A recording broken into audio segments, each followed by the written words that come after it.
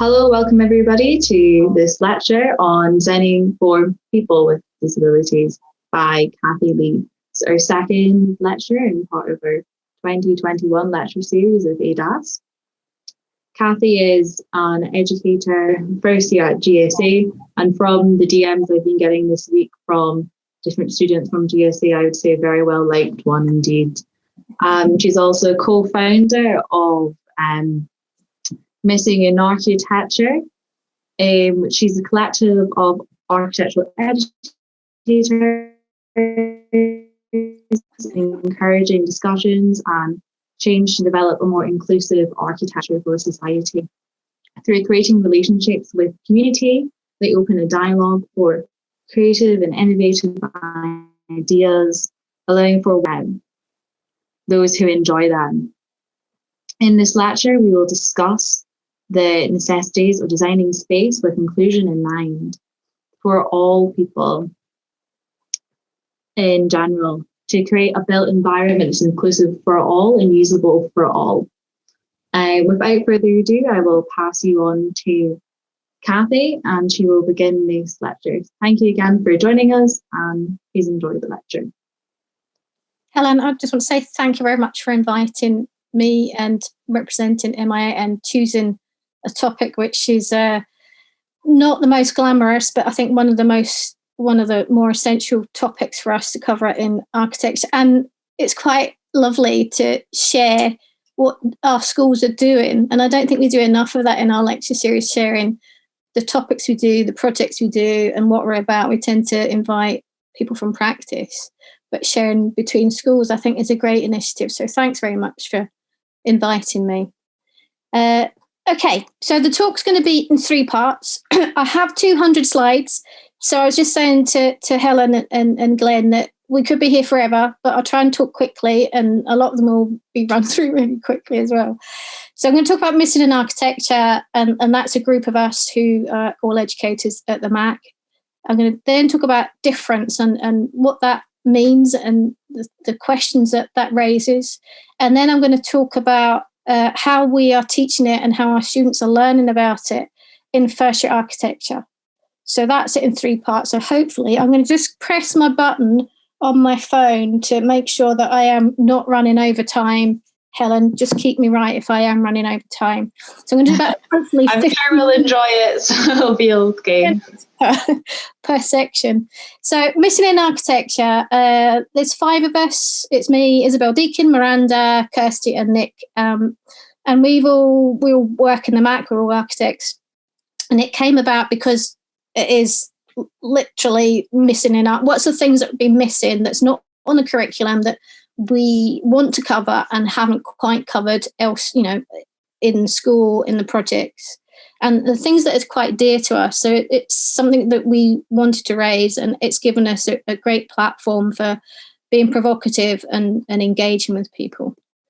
So that's the reason why we've come together. And one of the first issues that we came across, as mainly it's the 3 females that started it, is the gender issues that are arising in our profession. And so when we're talking about the profession at this stage, when you're all here, particularly in first year and up to 3rd year, there's a great balance, gender balance, and then we see that dropping off. So these are sort of things that, as female architects, we were quite wary or aware of, and what impact does that have?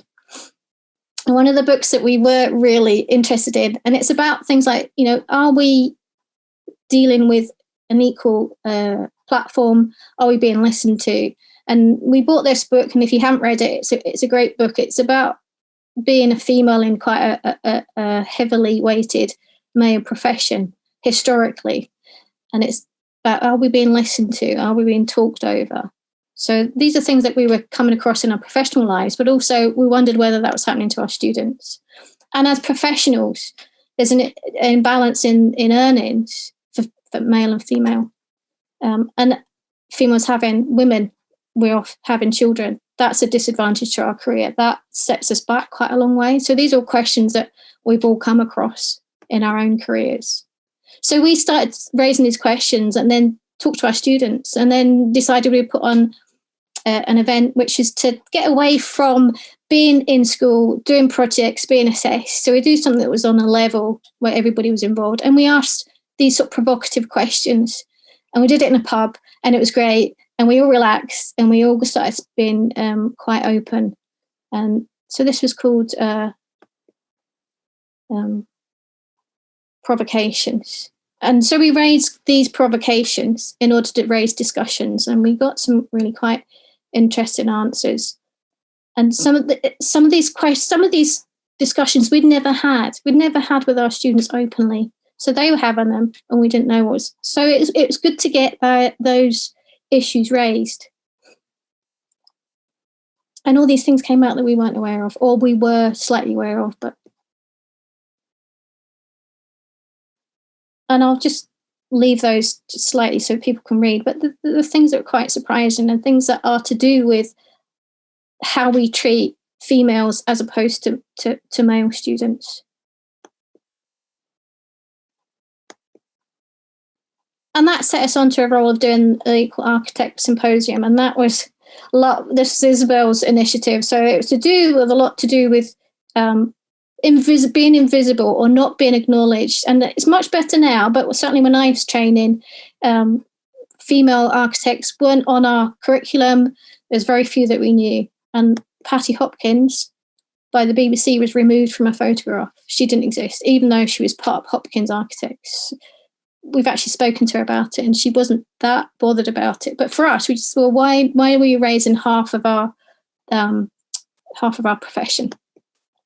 So we set up the Equal Architect Symposium, and we invited lots of female architects and educators and students, and we all decided to discuss. So we made short speeches, and it was a great generator, bringing lots of females together. It was on International Women's Day. The interesting thing is that we didn't have many of our male colleagues or many of our male students come into this. And it's one of those things where you start raising issues and it's just seen as a women's thing. And I think that's quite an interesting response from our colleagues. So this is the event. And that was a great event because it sort of launched us as Missing in Architecture. But then you don't want to be necessarily seen as the women's group, because this is about equality and diversity in our profession and how we teach to be architects who are aware of designing for other people and trying to be very pragmatic, but also addressing the issues of ethics in our profession. So we then were asked, and if you haven't been to any Archifringe events, you must do that. It's on every, I think, 2 years ago, but we were invited 2 years ago and there's one coming up this year. We were asked to design a prototype building, which is the Institute of the Everyday. And that's something it was one of Isabel's initiatives, and we worked with 4th and 5th year students, and they're very engaged in this and very proactive and very much part of the output. And we looked at the Equalities Act. So we're looking at trying to have an Institute of the Everyday for everybody. And as architects, the first step we want to do is to design a building. And we sort of took a step back and said, well, is that an architect's role, or can we engage people? So part of our inspiration was Mary Douglas Doll's House, which is a playful thing. And it's playful, and it allows somebody else, not the architect, to be in control of a design or to develop a design or to talk about design. And so this is what we developed, which is elements that you can play with, and you use different levels, so perspex levels in between, scaled with furniture and people, and very interactive. So we didn't have an idea of what an end result would be, but it gives people the elements to play with and decide what the architecture should be in an abstract way.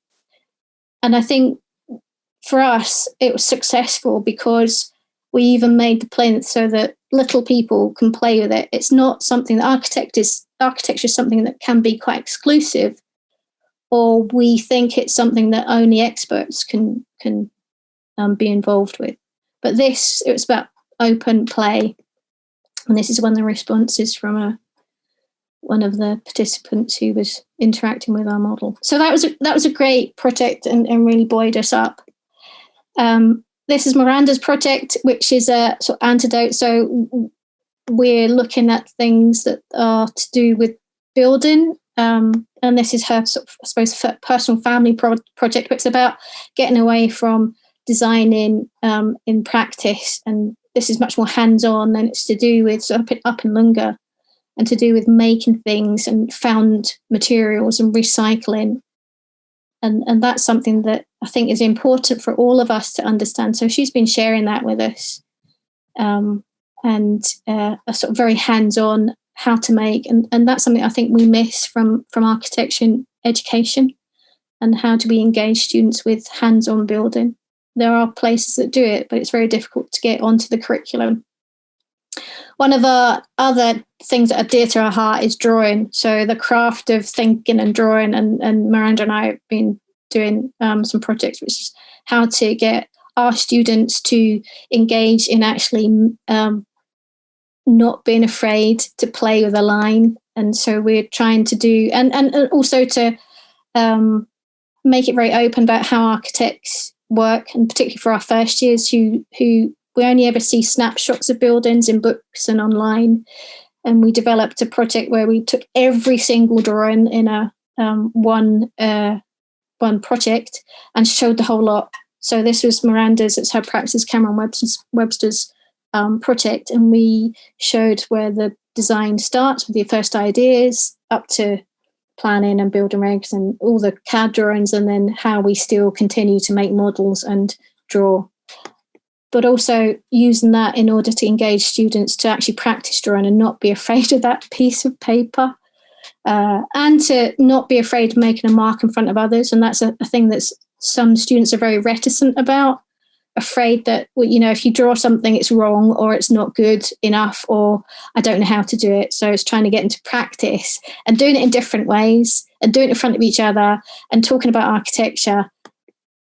And so these are, I really enjoy these. I don't know if the students do, but I really enjoy these sessions because it's about being free and not being inhibited. And I think that's a big thing that we need to try and work out, how we get our students to be much freer in the way that they express themselves. So even drawing on the wall in a studio and just seeing what you can do.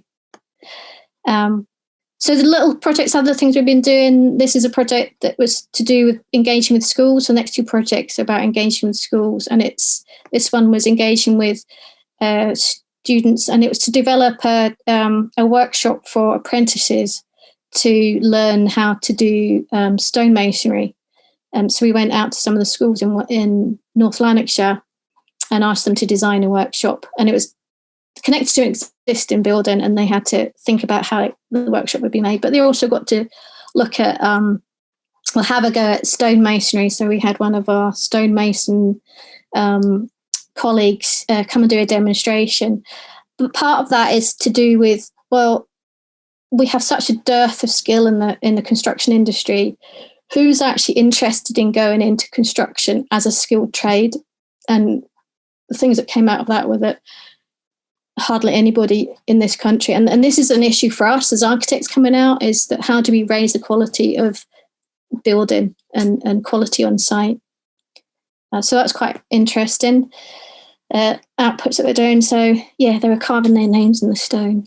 So architects in the making. So we do a lot of engagement with schools and asking them to think about, you know, maybe they want to become an architect or they think about coming to university, and it's trying to open up their minds. So this is Isabel and Miranda doing their projects, and that's, you know, engaging students to say, well, this is what architecture is about. And I think schools don't really necessarily tell us what architecture is about, and so students will enter. I entered into architecture not really knowing what it's about. I have nobody in my family in the profession, and nobody in my family went to university. I had no idea what I was entering into when I started architecture. But this is engaging them and saying, this is what it could be about. This is about ideas. It's about creativity, and it's not about what you know already. It's about what could be. So these are young 16, 17-year-olds, and they're doing some great stuff. And that's just being able to facilitate opening up of thinking. So that's Miranda and Isabel at work. And then also widening participation. So we've got some of those students are now coming into our, and they're actually spreading to all the Scottish schools, so not just into the MAC, it's also feeding into maybe up to your school as well. I'm saying up to your school, I'm actually here at Dundee, even though I'm sitting down in Stirling. Okay, so that's some of the projects. That's great. We're also doing lectures similar to you. So we've had Peripheral Visions, which was about bringing the things that we don't normally talk about centre stage. So we tend to bring all the well-known architects in that bring lots of bodies to the lectures. So we were asking people. So we asked people like Joss Boyce, who was talking about disability. That's where I was really inspired by. Chris Morgan was talking about ethics. Harriet Harris was talking about equality and diversity. And again, because that was missing in architecture, we wanted to bring that onto the Friday lecture series for us. And then we're talking about the following series was about the future. What's the future of the profession? Again, bringing in other people. So we had Jane Wernick, who is an engineer. We had Kate McIntosh, who does a lot of housing. We don't necessarily talk a lot about housing. And this year, because we had one of our long-standing, highly respected tutors, Mark Baines, died unfortunately last year, and he'd been teaching in the MAC for many, many years. And this year's lecture series is all about his influence on the profession. So it's his family tree. So we're bringing people back and just then celebrating his life and just seeing how the school has impacted around the world. Finally, this is my last project I'm going to talk about. And this is my own personal project, is When I'm Older. And I did a project a few years ago, which is When We Are Older, where I asked architects about, have you thought about design for aging? And have you thought about how you might live and how you might cope? And it was about heading towards living in our old age and not heading towards living in a sheltered accommodation. And how do we keep people in their homes? And this is an age-old problem that everybody's been dealing with, and it's been dealt with in legislation and initiatives. And I've been lucky enough to have my own opportunity to build my own home. And this is where I am at the moment, which is in Carron Valley near Stirling. Quite spectacular, although it's pretty dour outside. And this is the site. So I'm actually talking to you from that caravan in the background. And I'm working with Anne Nisbet Architects and Dementia Centre and Design Services in Stirling. And my parents, my mother died of dementia, so I'm at the age now where I'm thinking I need to think about my old age and how am I going to live, and am I going to be able to stay in my home? So this is the model that we developed, and Anne and I have been doing the bulk of the work, and I've been just watching it as an academic, full-time academic. I've been watching it from my caravan window going up on site. And it's about simplifying the plan. So as an architect, you go, oh, I could do anything. You could do lots of architectural gymnastics and do a fantastic design. And it's really just come back down to something really simple. 2 boxes, connected, 1 bedroom, 1 bathroom, living, dining, kitchen, and then space to keep active. So a studio and a workshop. And two forms that slide slightly and are connected by the services. That's a bathroom and entrance. And then connecting it. So to do with dementia and being on site in a garden and a connection to the outside world and fresh air and views and nature. And very much about how we connect the building to landscape. East-west orientation by the obviously shape of the buildings, and then trying to do a north-south so that as a person with dementia, which I might get, but even in old age, about orientation and free movement in a building and not being constrained, is just to have an open plan, really open plan. So it's a flexible space and north-south connection. And that's the plan. And one of the things about potential getting dementia and being disorientated is that things to do with orientation, remembering where you've been and not being confused by constriction and not seeing beyond doors. So it's very open plan. Connection to the bathroom from the bed is really important if you're into dementia design. And that's it on site. That's what it looks like, blah, blah, blah, blah, blah. And that's it on site at the moment. So that's where we are with it. Okay, so talking about difference. So that was a project about dementia where I'm thinking about my own potential disability. And funny enough, in life, we start off as a baby, needing assistance. And we're probably going to end up in old age needing assistance. So we talk about disability as if it's somebody in a wheelchair, but it happens to us anytime, and it happens in a variety of ways.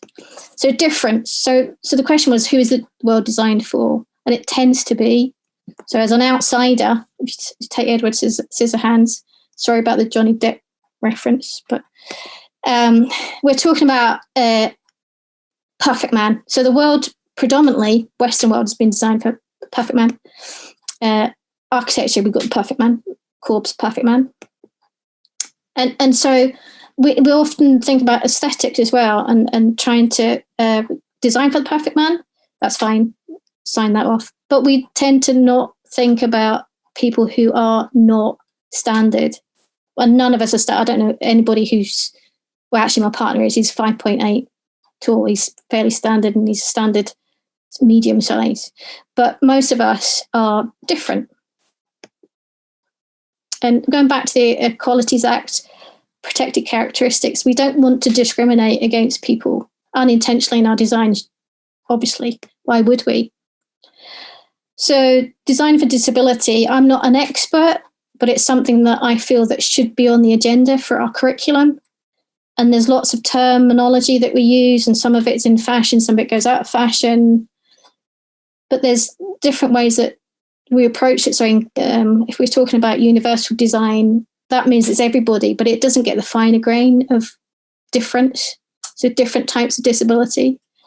We might talk about design for the disabled, but actually that sounds as if we're doing something to somebody else. So disabled design is actually a better terminology. Co-creation, yeah, that's a good one. So there's lots of ways of approach and lots of terminology, and it can feel a bit of a minefield. I'm going to very quickly run through this about disability. There's a whole, in terms of a Western viewpoint, disability has often been seen to be revered in society. Other times it's imperfect and people hidden away. And it wasn't until maybe 1750. So this is what we give our students, just to give them a background, and they have to do research into history of disability. So they become knowledgeable about it. It wasn't until the advent of modern medicine where people start to think, oh, I can correct disability, I want to straighten it out. There's a wrench. And then we get to Victorian times where we'll treat them as freaks, oddities. But sometimes this gave people with a disability the chance to live independently and not end up in the poorhouse. And there are moments when we actually see past the disability, and we should all do that. And we see the person. It's the person. But most of the times where we are more aware of disability is particularly after wars, unfortunately, where there are so many people coming back, wounded, disabled, that they're very visible in society. And what do we do with them? And society has struggled with that. Homes fit for heroes. Wheelchairs were developed particularly for a lot of the disabled people who are coming out of the Second World War. And in parallel to general civil rights movement, the disabled, particularly after the Vietnam War, hundreds of thousands of vets coming back and then wanting to fit back into society, or to be accepted, or to be treated equally.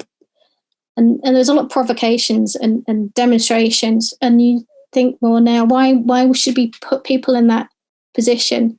So dragging themselves up the steps to the Capitol and just saying, look, you need to see who we are and address us. So if you think about the city was very difficult to navigate in a wheelchair. So these people were saying they actually went out and cut the curbs and flattened the curbs so they can go across the road and get onto the pavement. And so it's called curb cuts in America. We call them drop pavements. And it wasn't until 1995 when we actually made it illegal to discriminate. 1995, which is recent in my history. It might not be in your history, but it's certainly recent in my history. That's when it became illegal to discriminate against somebody who is disabled. And that's when we all had to have ramps into buildings. And you go, well, why? Because it's not on people's radars that a step into a building is great if you're able, but somebody in a wheelchair had to go around to the back door and enter via the back door.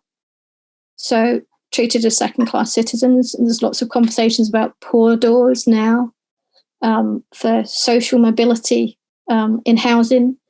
So there's lots of ethical issues that come out of the way we design our environment. And we have legislation, but most of this is formulaic, and you can reel them out and you go, well, I've done that, tick. And they're very good, but I think we have to think of things deeper than that and be much more creative. And think beyond somebody as a wheelchair. There's a whole array of disabilities. So very quick figures, 22%, well, you can read that. So there's a huge amount of people who are disabled. We may not be aware of it, so just over a fifth. Obviously, there's a lot of old age people in their pension age, so you can understand that. But that's quite a considerable chunk of our population. But in terms of our own profession, the student body doesn't reflect society. So I have concerns that if we don't reflect society, and I'm just talking about disability, and there's other equality and diversity that we don't reflect either. You know, so gender at the moment we do, but BAME and also so disability. So our profession, I think, is a disadvantage because we don't reflect the society that we design for. And I think that's something that we need to address. And how we address that is, I don't have the answers. We often think of disability as being something that's extraordinary, but actually it's very ordinary to many people. So we'll talk about Joss Boyce in a minute. And then, you know, artists, I think, are great at provoking us to think about disability in a different way. So that's built environment. 10% of our population have dyslexia. But in our own creative arts, so Royal College are doing a lot on dyslexia. The written environment is a disability to a lot of us. And that's another issue that can be addressed. And I'm now thinking about that in terms of our teaching. I know we have to address that. But somebody was talking on a podcast, and I can't remember where I found that, to say that they were doing some research, and fluffy lines in a drawing, which as architects we tend to like nice, constant, confident lines. Fluffy lines in a drawing is actually a signal or an indicator that somebody might have dyslexia. And so that's just the way that they draw, and that's the way they see the world. And so, again, artists are very good at raising the issues of how somebody who has dyslexia, so this is typography developed by Daniel Britton. He's trying to show us what it's like to be dyslexic. And I don't know if that's what it is like, but it's trying to say, you know, these are the difficulties. So how am I doing, Helen? 15 minutes left. Oh, you've got time, it's fine. Right, okay. So I'm going to really quickly go through people I think, if you're interested in this, that you should be looking at. Joss Boyce, Disorderly Architecture Project. Go and have a look at that. And what she's doing is she's saying, well, we need to do things differently. But she's saying starting from disability, not an afterthought, but starting from disability actually allows us to be much more creative. She's got a great a piece of advice or advice paper that tells you how to address these things. And if you're interested, it's great.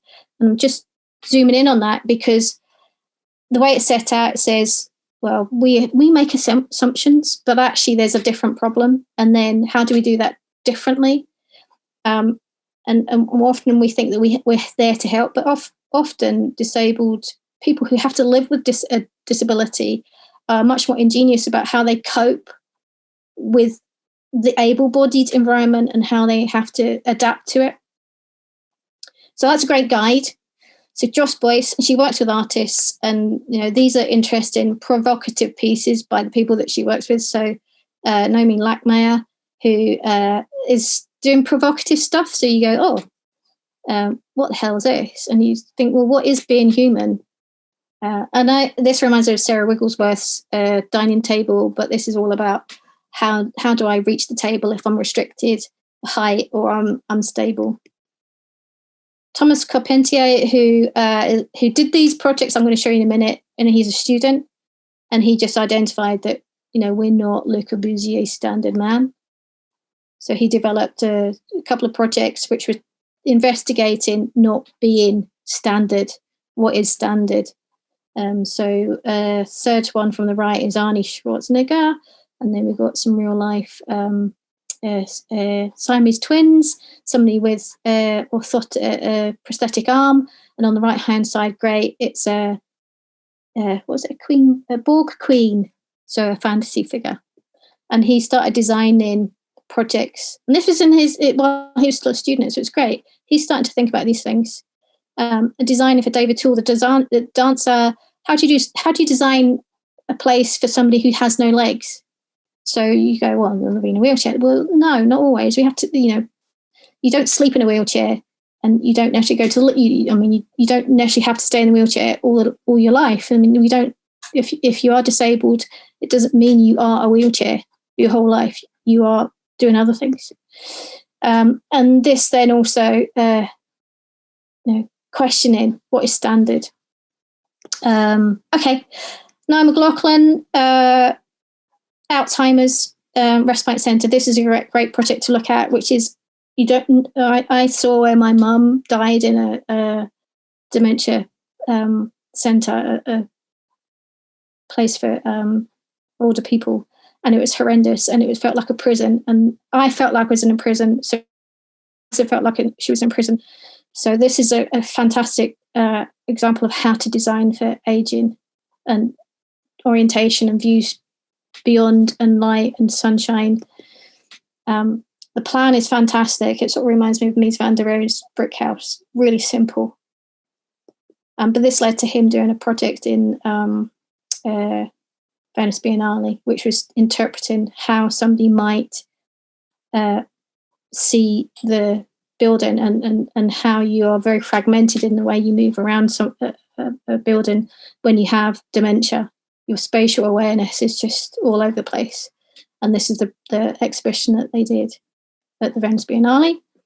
And I'm going to introduce you to Greta Mcmillan, who is an artist with cerebral palsy, and she's been involved with our students this year, and she's talked about listen and observe. And that's her advice she gave to our students this year. But Greta has a fantastic life. This is Greta and her mum, and this is her artwork. So she's very active. She is able to paint, so she's nonverbal, but she's able to use her eyes. So she uses a screen to communicate and draw these fantastic paintings. This is the house. So her mum and dad are architects, and this is, if you don't know the Ramp Houses is in Edinburgh, they developed their house for Greta, who's in the wheelchair. And this is, go and have a look at that. It's a fantastic design. They're very open to people visiting. And this is about trying to observe. The ramp isn't away from the main activity. It's part of the body of the house. So Greta isn't feeling that she's distracted or disjointed from the family life. Rachel Mesgar, who has chronic pain, suffers from chronic pain, she provokes because she says, I get so tired and painful that I have to lie down. And she was saying that when you do things that are to do with your disability, other people treat you in a different way. So she's always moved on, or she's escorted out of the place by the security. She said, I need to do this. So these are invisible disabilities, but people then start making assumptions and treating you differently. So if you're an urban designer or you design the city, these are things that we don't think about. Invisible women, So this is about data that's based. So most of our data for design and medicine and safety is all done based on men, majority of the time. When you come to things like site, so the male preserve construction site, well, it's very difficult for women to work on site because of the size and weight of things. Even holding a brick in your hand, for a man, bigger hand, they can lay bricks all day. But women, it's just stretch.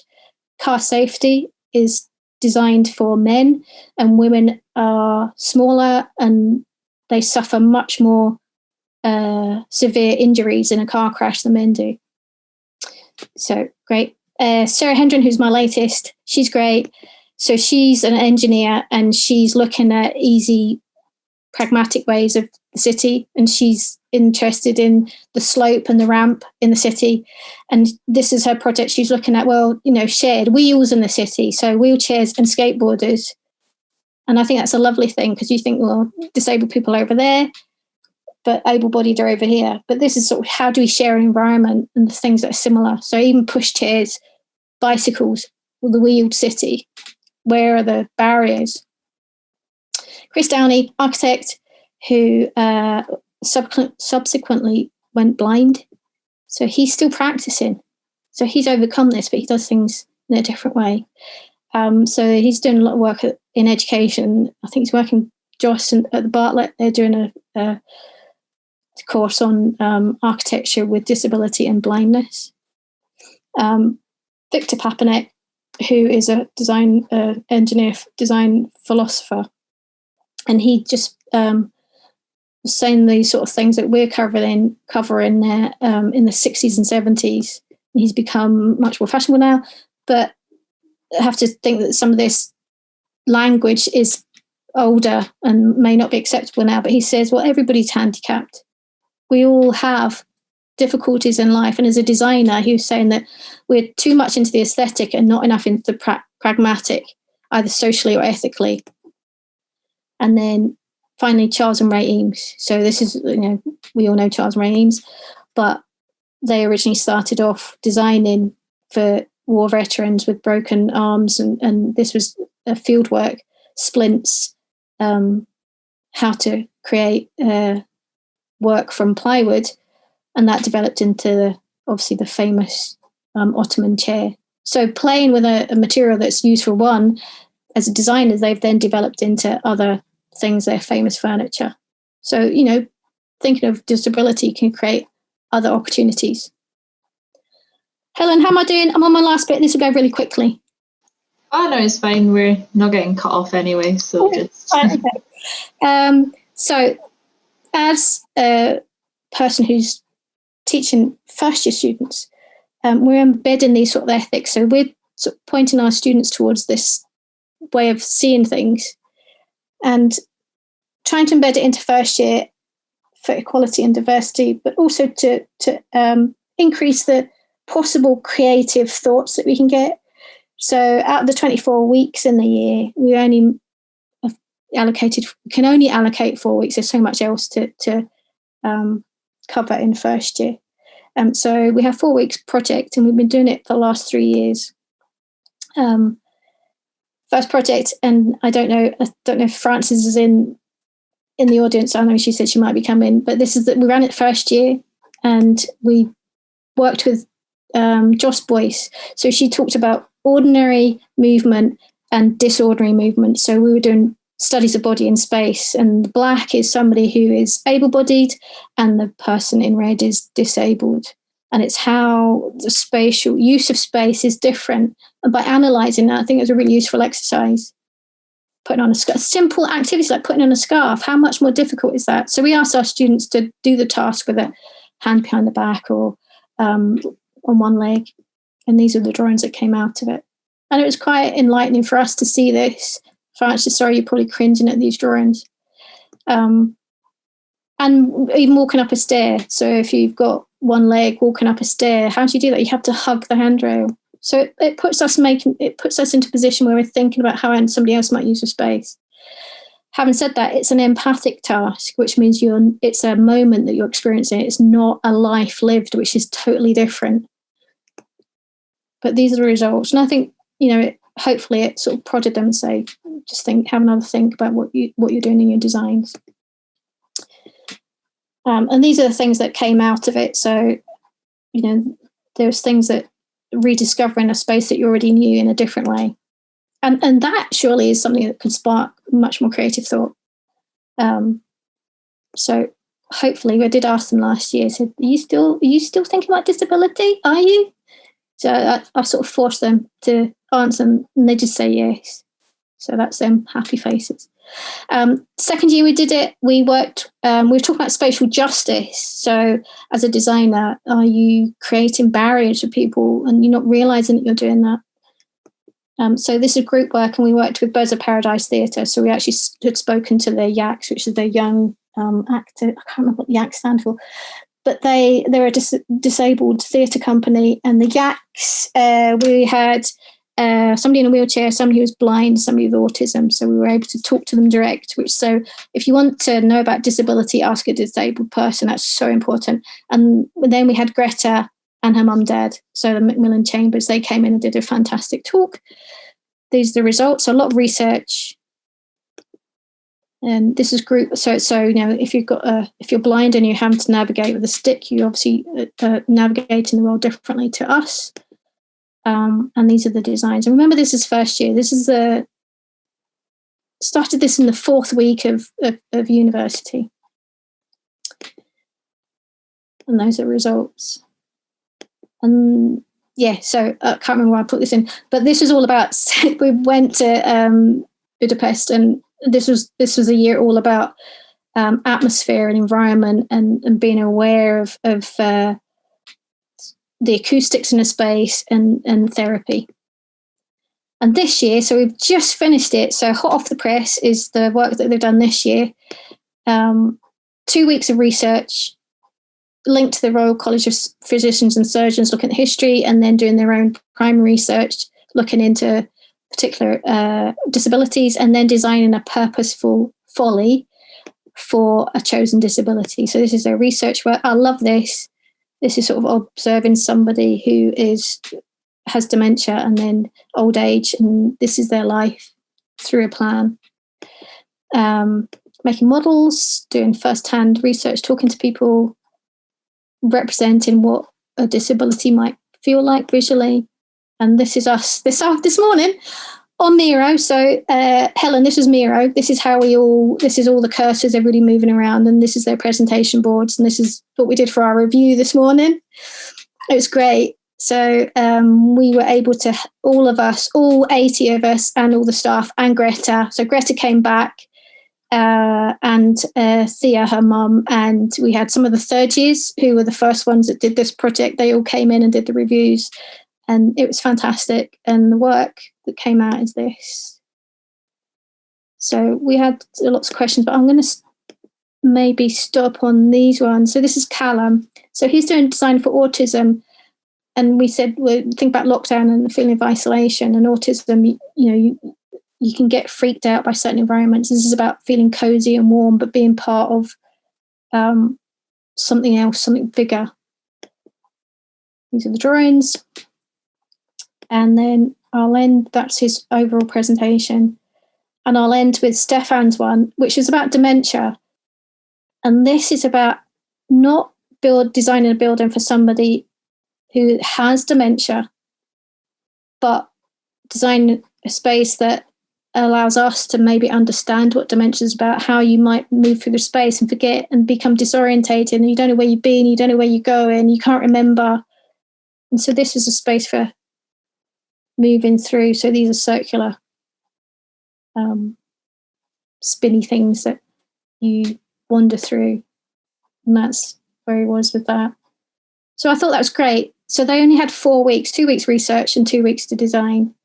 And we've been really pleased. And the discussions we had were really quite in depth for only being into our 8th week of study. So finally, I am going to shut up now, Helen. Reflections.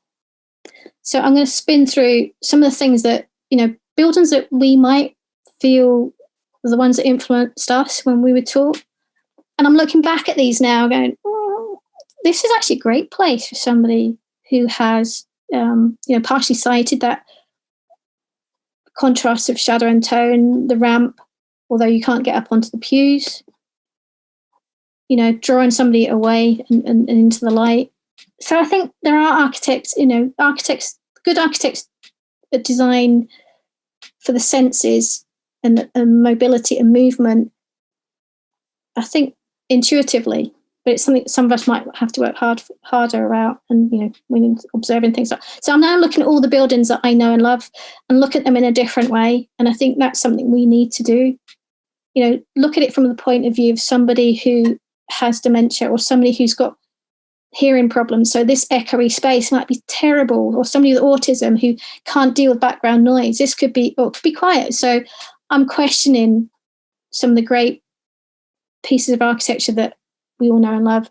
And then you go Peter Zumthor and you go, well, that's not very good for somebody in a wheelchair. But Greta and Thea both tell me that they had a fantastic time here, but we just have to carry her into it. And she loved it because it's, for us, it's such a sensory place. And other people are just doing things naturally about, how to change level, and you go, that'd be great for somebody in a wheelchair. So navigating around a building and orientating yourself. So final slide, Helen. And I'm going to end up with a non-architect, which is the final words. I won't read it out. That's me. I raced through that. That was 200 slides. Sorry. I know that was great, Kathy. Really, really insightful, really interesting lecture. Because as you said, it's something that isn't really covered, or you try think of kind of how you would go through space when you're designing something, especially in school, that you don't think about what ifs or how other people would experience that space. And it's quite good that that you're doing that really early on, and so you are always second guessing or always thinking another way. It's kind of it's similar in how you're trying to put, I guess, environmental aspects into any design as well. If you think about that at the start, it always helps inform the rest of decision making. Well, it's like learning your manners, isn't it? And being polite. So if you learn them right at the very beginning, they become automatic. So if the first things you go to are equality and spatial justice, and then environmental issues, the design should come after that, because that's the first things you should address. And we tended to have the emphasis on aesthetics. And I think there's ways that you can approach the problem that are much more rounded. Yeah, it was really interesting as well how a lot of the books or so that you were showing us were more based on kind of like product design. Yeah. And more how, if there is a product, you kind of think more of the user, whereas people still use buildings. It's still a wide variety of people use it, whereas I know it's slightly less or less thought about kind of regularly. But also I should add that if anyone has any questions, please just put them in either the chat or the Q&A. You went through a few sort of resources there, Kathy. Are there any more books as reading resources you'd recommend to students to try help with? Plenty, but I'll I can compile a list, or anybody can contact me, and I can put in the chat that some of the stuff that's on the yeah. We also have an interview that Kathy did that you can see on our Instagram page, which is ADAS_Dundee, and that kind of outlines the main resources and things that you could use. Do you believe that schools of architecture aren't inclusive in the students that they train to be architects due to only 0.1% of students having some form of disability? And is this percentage where to rise? Do you think this would lead to more inclusive design in the future? Just read. Oh, so that's in the Q&A. Sorry. Yeah. Yeah, if it was... I think that it's very difficult if you don't come across disability commonly in your environment. Your view on how you design for that is fairly narrow, and there has to be a bit of sensitivity to others. So I think, we're not going to change quickly the demographics in our universities and our architecture courses. So I just think that as long as we're aware of it, it's much better. But I don't know. We've had in Mac, in terms of, I suppose, quite prominence of disability. So we do get dyslexic and dyspraxic students. We've had 2 that have been deaf. We've never had anybody in a wheelchair. We've never had anybody who has any mobility issues. So I don't know what it's like here at Dundee. It's a very small proportion, tiny proportion. I don't know why it's not seen to be a profession you go into. I don't know. Yeah, definitely. I think it's kind of maybe more that people think it's too difficult, whereas or they don't see that representation in the industry. The interesting thing is we don't know when our life will change. We don't know if we're going to get hit by a car and suddenly find that we are not able to navigate the world the way we used to, or that we've got children and we're trying to navigate the world with a pushchair. There's so many different things about how we design, and we need to think of others, and tend to be quite egocentric. We can be quite egocentric from my own point of view. It's very difficult to put yourself in the position of others.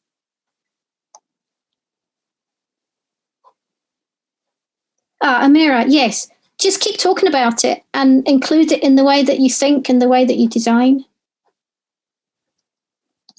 Do you know the work of Everywhere at the End of Time, which is 6.5 audio works that stimulate the feeling of dementia? Following on from this, how important do you think that artwork that explores conveying mental disability engages all their senses other than merely visual and aesthetic experience? I think artwork is a very good way of representing the viewpoint of a certain disability, and it allows you to convey an experience to others. I don't know if anybody's seen the BBC programme recently called The Disordinary Eye, which was all about how artists perceive, artists with failing eyesight. Monet was one of those. How they painted differently, but how it's been, it's been a way of seeing the world differently and representing it differently. So, yeah, I think artists tend to be much more provocative. We tend to want to resolve the problem, but artists will provoke more, I think. Yeah, definitely. I guess it's also just kind of observing different experiences of different people and how they go through life. One of my family friends, she has quite severe cerebral palsy, and she has usually, depending on where she's going, has a different sort of aid. So around the house, sometimes she can walk herself, sometimes she uses Zimmer, and she has a helper, like dog.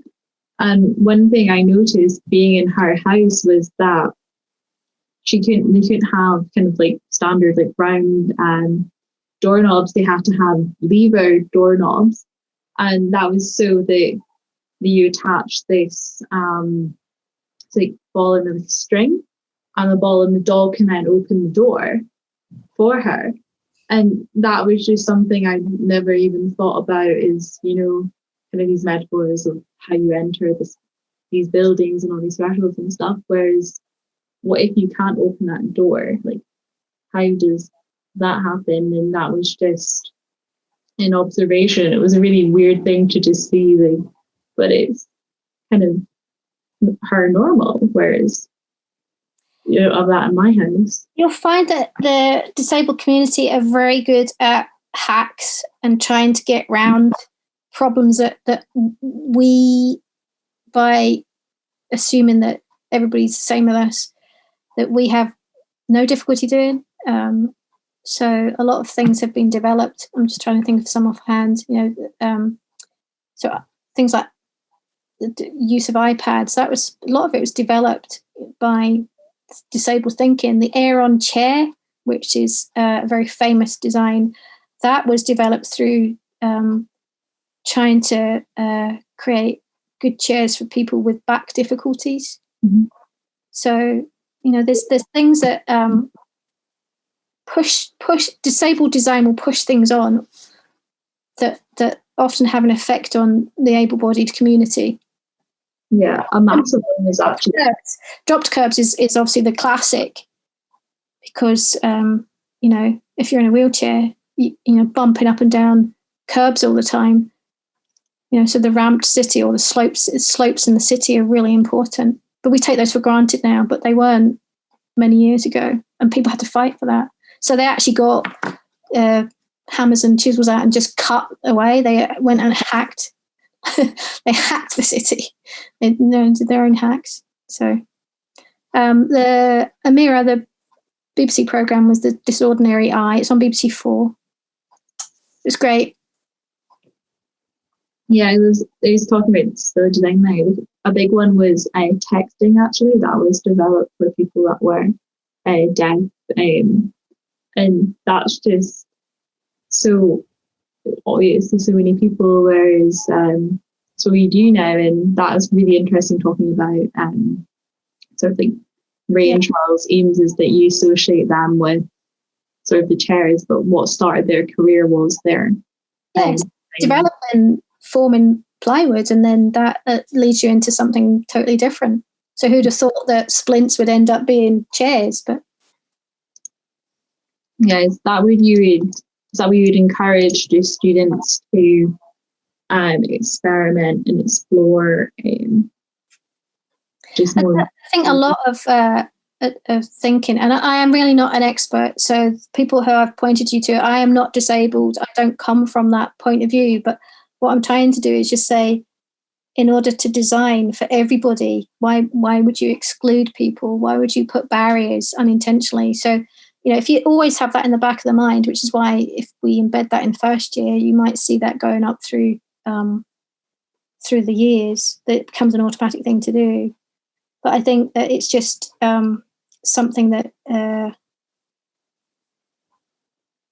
you don't know. If you're pushed to thinking deeper than an assumption, it automatically makes you much more creative. So we look at the students' work and you go, well, would we have got some of those designs if we hadn't said, well, what if you could only hear a space, or you could only feel a space? And then you start thinking, well, what's the material? What's the acoustics? What's the shape of the space? So by designing for disability, you're actually making probably or potentially a better place for everybody.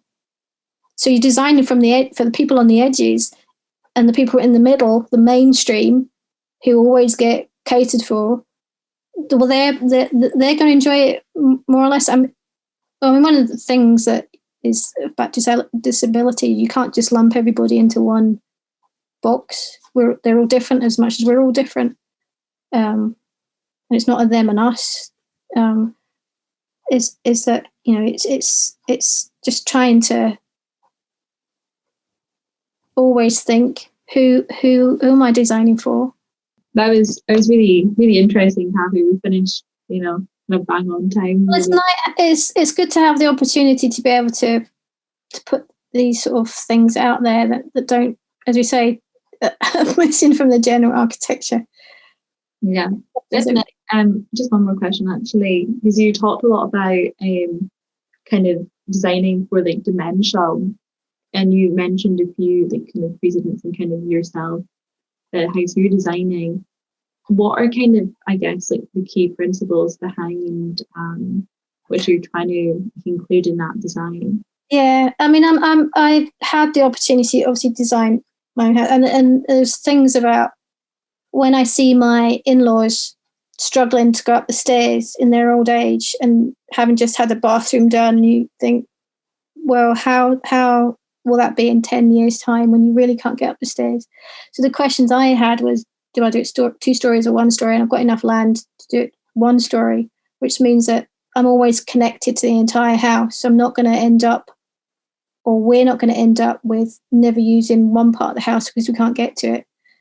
The open plan means that if I have a fear that I might end up with dementia. I watched my mum degenerate rapidly, and the confusion of not knowing where you're going, not reading where you've been, and disorientation. So it's all the spaces are very connected and very open plan. And that thing about talk about incontinence. So a very common thing that happens with dementia is that people wet the bed, but that's not because they're incontinent. It's because they can't remember where the toilet is. They don't remember. They can't. The cognitive powers to be able to say, "I need to go to the toilet," isn't there because they can't see it. So that relationship to the bathroom and the bedroom is really important. That's important in the care homes. And then things like contrast. So all of us are old age. That thing about failing eyesight and not knowing where edges are and walls and doors. So we're carefully, Anne and I, carefully selecting the materials we use and the colours. And that's not to do with the actual colouring, it's to do with shade, light and shade, and light reflective levels and contrasts. So those are things that we're dealing with. And then also health and light and views are really important, that you're not feeling contained. And that feeling of well-being and connection to nature is part of, so Niall McLaughlin's Alzheimer's Respite Centre is very much about connection to landscape and that well-being, which you go, well, that's good for dementia, but that's good for everybody, surely. Yeah, definitely. Oh, I see Miranda's here as well. Got another IA supporter. When is that due for completion now? Oh, yes. So can't come soon enough because I've been waiting for 5 years for this. It's hopefully going to be finished in March, so early spring. So yeah, that'll be a moment. Yeah, that's good. You'll be able to enjoy it next time. Yeah, what I'm going to say though, Helen, is that it's for us, particularly for students, seeing the long view of where you might be in the future is difficult. And I think because I'm getting closer to that point. I mean, I could have retired if I'd been rich enough, and architects don't get enough pension. So I could have retired at 55. So next year I could have retired. So that thing of getting nearer and nearer, old age and what that's going to be like. And you want to keep us active and connected to life and not have your environment put barriers in the way for you. Yeah, definitely. Got a few more questions just come in. In terms of designing for dementia, what do you think public spaces and society can do outside of domestic interior design sense, considering most design for dementia is focused on care home-based models? Where are rising numbers of people with dementia wanting to age in place at home and in their communities? I think the external environment and townscapes and urban environments, because they're less easy to control, that is something that needs more research. So there are people who are developing dementia towns. Hoogevik in Holland is a great example of a town that's designed to be dementia friendly. But there's not enough knowledge. And speaking to Leslie Palmer over in DSDC over in Stirling, which is a great dementia centre, they identify there's a lot of assistance with as you say, the care homes, design of care homes. But she's quite mindful that there are a lot of architects who don't know enough, and they're there to advise. But she said that they're trying to give better advice or develop best practice for the external environment. It's not an area that is well developed in terms of dementia. There's a big hole that could be developed and improved. Yeah, definitely, especially with more changing demographics of all you architects out there, there's a business opportunity, an opening for you all. Definitely. How can we raise awareness towards inclusive architecture across the industry, professionally and the community? There is a lot of information out there. So for me, trying to impart information to our students, once you start looking, you will find plenty of information. But I don't think what's happened is it's not coming into being taught in the schools much. And very often in practice, the knowledge is limited. I mean, as architects, we have to know so much that we can't know everything. But I think that if you search for the information, it's there. There's so much research being done, and plenty of practices that are involved, and plenty of places that so we've got Design Centre, Mcmillan Centre in London. Lots of the other universities are doing dementia design and design for aging. But I think in terms of studio and studio briefs, the reason why we've done it in the first year is because we're not a unit system, so you can't go off into a unit and learn a specialist subject. And it seems to be that these things that we're discussing end up being in a specialist area, and I think actually it's mainstream. We should be dealing with these issues as mainstream. Yeah, definitely. It's kind of carrying on another question we have is just that someone's saying that there's kind of being minimal discussion on sort of disability in design, how you design for that, whereas kind of the more larger focus that we have at universities designing sustainably. Do you believe that students should be asked to design for disabilities at the start of their studies? I think it's like when we talk about designing for climate change and environmental architecture, it shouldn't be seen as a separate subject. It's core, and so I would say that designing for everybody or being aware of people's needs is core. It should be the first thing that you're starting to think about before you start developing designs.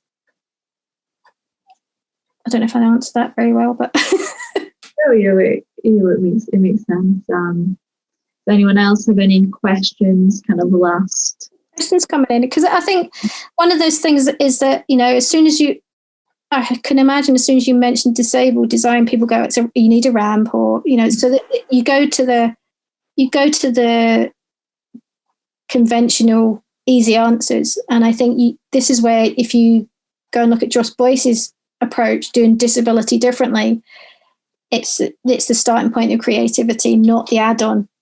Yeah, it's like, environmental, dealing with climate change and sustainability tends to be dealt with as an add-on when it should be core. And so designing for equality and diversity should be core as well. Yeah, because I think maybe just kind of, if you kind of include disability as an add-on, then it just becomes a standardization. And that's definitely what you kind of think. So it's what's either kind of designed to the minimum or maximum. And you don't really design to what's comfortable or the experience. So it's just trying to be more creative, or trying to find better ways of doing things. Yeah. Any more questions? Seem to have a few puzzle little things here, but still, thank you again, Kathy, for giving us your time today. It was really lovely lecture, really interesting. Hope we should be putting this online soon. And if you want to see any more lectures, you can follow us on Eventbrite. Who have you got on next week? Yeah, so next week we've got Emma Roseberry from LND talking about heritage architecture, talking about how taking a historic building and innovating that back into its former glory can be a real catalyst for change in an area and a time. So we'll be able to hear more about that and sensitivities of building in conservation drones and renovations in general. Next week at the same time. Thank you again, Kathy, and hope to see you all again soon. Thank you for joining tonight. Thanks very much, Helen, for the invite. It's great. Okay. Thank you. Bye, everyone. Bye, everyone.